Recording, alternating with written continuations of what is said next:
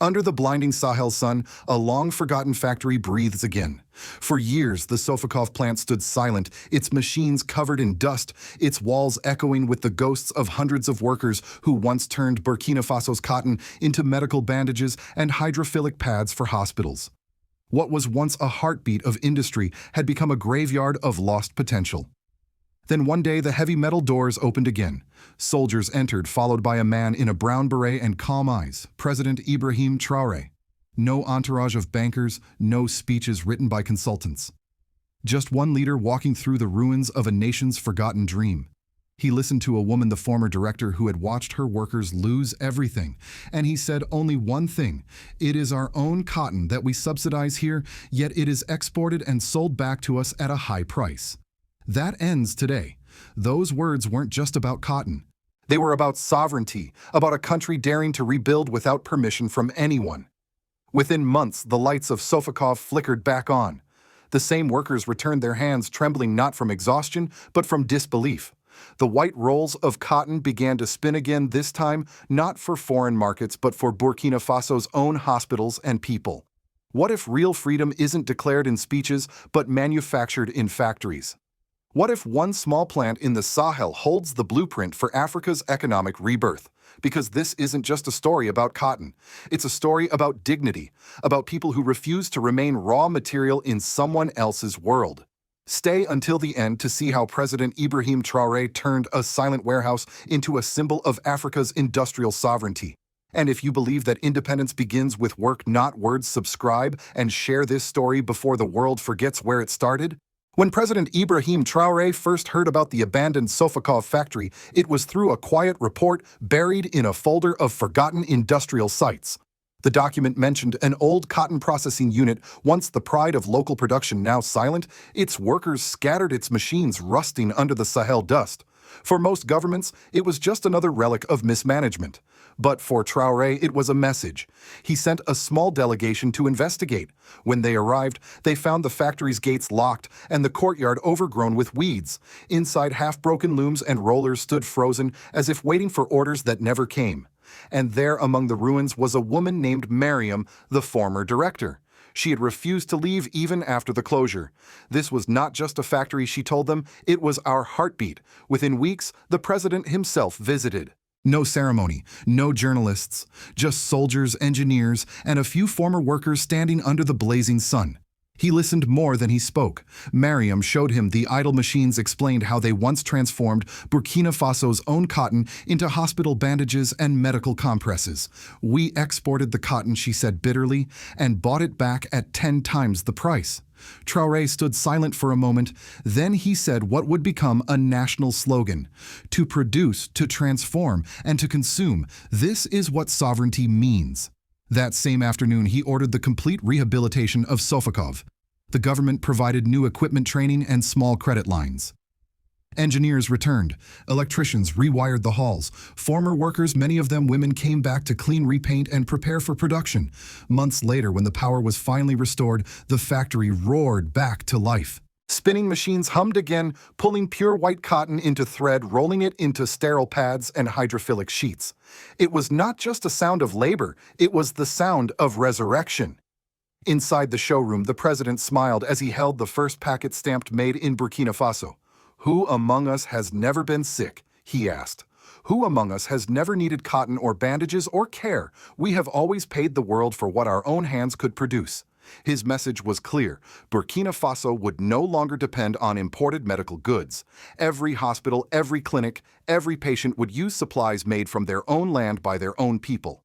For the workers, it was more than a job, it was redemption. Fatoumata, a mother of 3 who had lost her position 5 years earlier, wept as she touched the new machines. "When they shut this place down," she said, "I thought our future was over. Today, my children will see that we can build again." Soon, the ripple effect spread. Local farmers saw renewed demand for their cotton. Transport cooperatives reopened routes to deliver raw material. Even small metal workshops began fabricating spare parts for the revived plant. The resurrection of SOFACOV became a national chain reaction of dignity. For the president, it was never about numbers, it was about narrative. Each roll of cotton leaving that factory carried a story that Burkina Faso could rise without begging, heal its own people without foreign aid, and define independence not by political slogans, but by production lines. And so, under the vast Sahel sky, as machines spun and workers sang old songs of labor, one thing became certain: this was not just a factory reopening. It was the rebirth of an idea that Africa's future is not imported. It is built roll by roll, thread by its own hands. The day the factory reopened, the crowd outside SOFACOV didn't gather for spectacle. They came to witness history breathe again. Mothers, farmers, engineers, even school children pressed against the iron gates waiting for the moment the first cotton rolls would emerge. Inside, President Ibrahim Traoré stood before the workers. No teleprompter, no podium, just a microphone and conviction. This cotton, he said, holding a handful of white fiber, comes from our soil. Our farmers grew it. Our workers processed it. But for decades, it was taken away, transformed abroad, and sold back to us at prices that humiliated our people. That ends today. The room erupted. Applause, chants, ululations filled the air. For the first time in years, people weren't clapping for charity. They were clapping for sovereignty. That speech became the emotional peak of the story, a blend of truth and defiance, a declaration that Burkina Faso would no longer accept the global economy's cruel arithmetic. For decades, African nations had exported raw materials for pennies, only to import finished goods at a premium. SOFACOV's revival turned that equation upside down. Within hours, the video of Traoré's words began circulating online. Across social media, hashtags like Shock Made in Burkina, Shock Cotton Rebirth, and Shaq Sovereignty Begins here began trending from Dakar to Dar es Salaam. One comment from a young student captured the nation's mood. He didn't just reopen a factory, he reopened our belief in ourselves. In the capital, ministers who once doubted the project suddenly spoke of a new industrial dawn. Local radio stations played the president's quote repeatedly: "Produire, transformer, et consommer, c'est ça la souveraineté." For the people, these words were more than political rhetoric, they were gospel. But the ripple didn't stop at the borders. European economic observers in cautious tones described Traoré's move as an experiment in economic nationalism.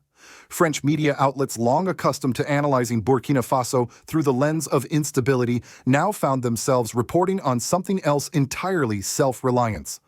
One article from Le Monde Afrique read: Burkina Faso, a small, landlocked nation, is quietly rewriting Africa's industrial story, one spool of cotton at a time. In Washington, the tone was mixed. Some analysts called it a symbolic win with limited scale. Others saw danger, a potential domino effect. If more African nations follow this path, a U.S. trade advisor warned on Bloomberg TV, it could redefine global supply chains in ways that don't favor Western markets. But for ordinary Burkinabe citizens, none of that mattered. They saw their own reflection in the story, their labor, their sweat, their cotton finally valued at home. Fatoumata, one of the workers, said it best when she looked into the camera. "We were always told Africa couldn't manufacture. Now look, we can." That moment, raw and unscripted, became the viral image of the year across African media. It was replayed at schools, community halls, and government offices, a simple truth told by a woman whose life had been rewritten by the hum of a machine. As the sun set that evening, President Traoré walked quietly through the factory floor, running his hand over the newly packed boxes labeled SOFACOV, proudly Burkinabe. The machine still roared, the workers still sang, and the red-green-gold flag fluttered outside like a promise kept. He turned to his delegation and said softly, "Let this place remind us that freedom is not an event. It's a process, one that begins when we stop exporting our dreams." That was the climax, not of politics, but of purpose. And from that day forward, Burkina Faso's cotton was no longer just fiber, it was a symbol of defiance, dignity, and destiny. In the months following SOFACOV's rebirth, Burkina Faso began to change not through speeches or decrees, but through the steady rhythm of work. The revival of one factory had triggered something deeper, a social and political awakening. Across Ouagadougou and Bobo Dioulasso, people started to speak with a new kind of pride. Shopkeepers now stocked locally made cotton pads. Nurses in rural clinics wrapped wounds with Burkina-made bandages. For the first time, national hospitals displayed banners reading, "Supplied by our own hands." The numbers told one story, but the faces told another. Hundreds of jobs returned, many to women who had once given up on formal employment. The government estimated that domestic medical cotton production had reduced imports by nearly 60%, saving millions in foreign currency. But more importantly, it restored something invisible: trust. Fatoumata, now a senior team leader, said it best: "Before, our children saw everything imported: medicine, food, even hope. Now they see us building it ourselves." In villages, farmers felt the impact too. The Ministry of Agriculture launched the Cotton for Life program, connecting smallholder farmers directly with the SOFACOV plant. Instead of exporting raw fiber at giveaway prices, they now sold it domestically at fair market value. Local transporters, electricians, and metalworkers all found new purpose servicing the revived industry. Economists began calling this the SOFACOV effect, a phenomenon where one small act of production rekindles national confidence. But it wasn't only economic, it was political. The success of the factory challenged long-standing narratives that Africa's prosperity must be financed from abroad. In the parliament, ministers who once spoke the language of aid and loans now spoke of investment and sovereignty. The national news quoted President Ibrahim Traoré saying, "We will no longer measure our success by the size of our debt, but by the strength of our hands." This shift frightened some international observers. Foreign investors worried about economic nationalism. Western commentators accused Traoré of isolating Burkina Faso from global markets. But on the streets, people simply called it justice. Young entrepreneurs began forming cooperatives inspired by the SOFACOV model, small units producing soap, textiles, and packaged food under the same guiding principle: transform locally, sell nationally, export proudly. The political ripple was undeniable. Opposition groups, long divided, found themselves unable to attack an idea so rooted in dignity. Even critics admitted that the movement had united the nation in a way unseen since the days of Thomas Sankara. Meanwhile, President Traoré's image, once that of a young revolutionary, evolved into that of a builder. State television often showed him visiting factories, shaking hands with workers, and urging them to think long-term. "We don't need miracles," he said in one speech, "we need machines that never stop." By early 2025, Burkina Faso's trade deficit had narrowed for the first time in a decade. The government reinvested the savings into rural education and healthcare. The symbolism was clear: the cotton that once symbolized colonial extraction had become the thread stitching the nation back together. And so what began as the reopening of one forgotten factory turned into a civil renewal, a quiet revolution fought not with protests, but with productivity. The message was spreading across Africa. If Burkina Faso could do it, why not Mali? Why not Niger? Why not the entire Sahel? Because in the hum of SOFACOV's machines, the people had rediscovered their voice, not loud but steady, a voice that said, "We are no longer raw material. We are the makers now." When images of the revived SOFACOV factory reached Western newsrooms, they didn't make the front page at first. The story seemed too small, too local, a cotton plant reopening in a landlocked African country few could locate on a map. But within weeks, economic analysts began to sense something bigger moving beneath the surface. On Bloomberg, one commentator described it as a spark in the desert. On CNN International, a panel debated whether this signaled a new wave of African industrial nationalism. And in Washington, quiet conversations started among trade officials who suddenly had to ask, what happens when Africa stops exporting its raw materials? For decades, the West had justified aid and investment as partnerships, but the SOFACOV model upended that story. It showed that real independence could grow from within, powered not by grants or debt, but by discipline, design, and dignity.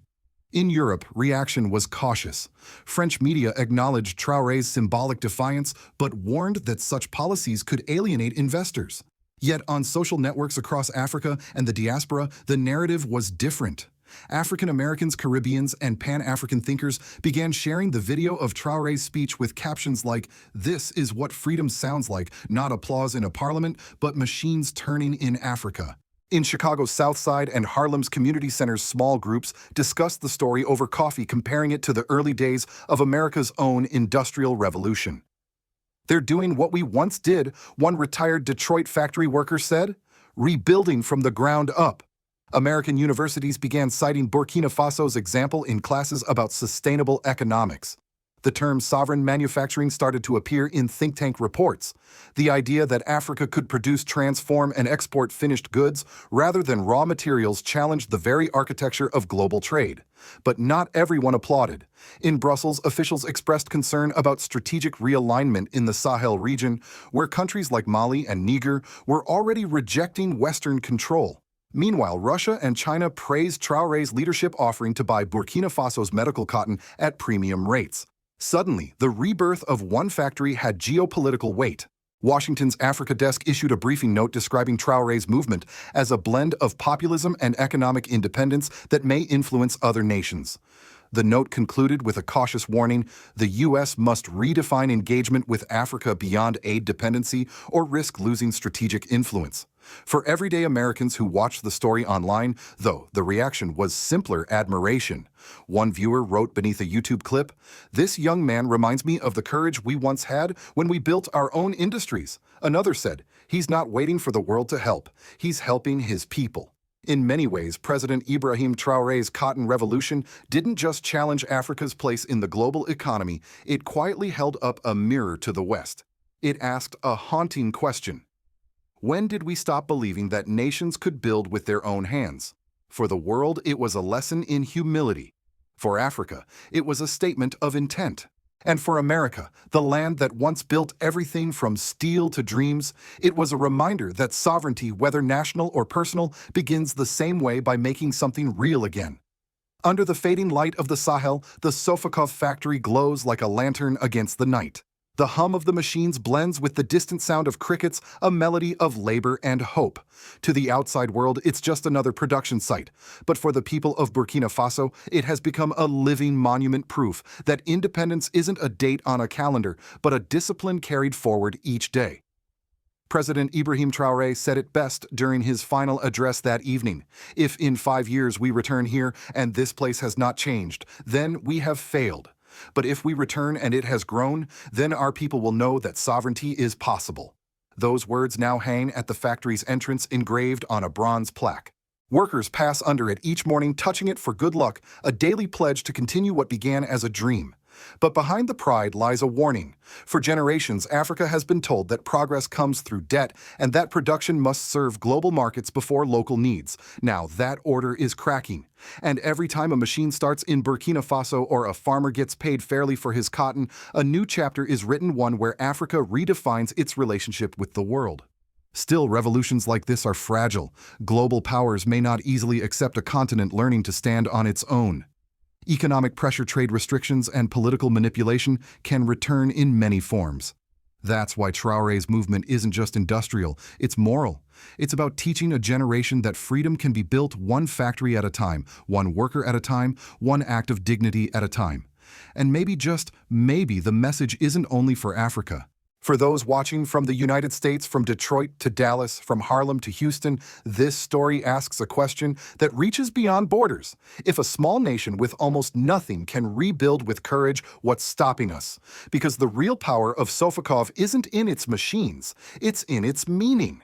It reminds us that nations rise when ordinary people decide that dependency is no longer an option. So tonight, as the last shift ends and the red, green, gold flag waves gently in the Sahel wind, remember, this freedom is never given, it is manufactured. Please share this story if you believe that independence begins with work, not with aid. Subscribe if you believe that the truth is more powerful than headlines. And above all, never forget where the thread of freedom begins, right here in Burkina Faso.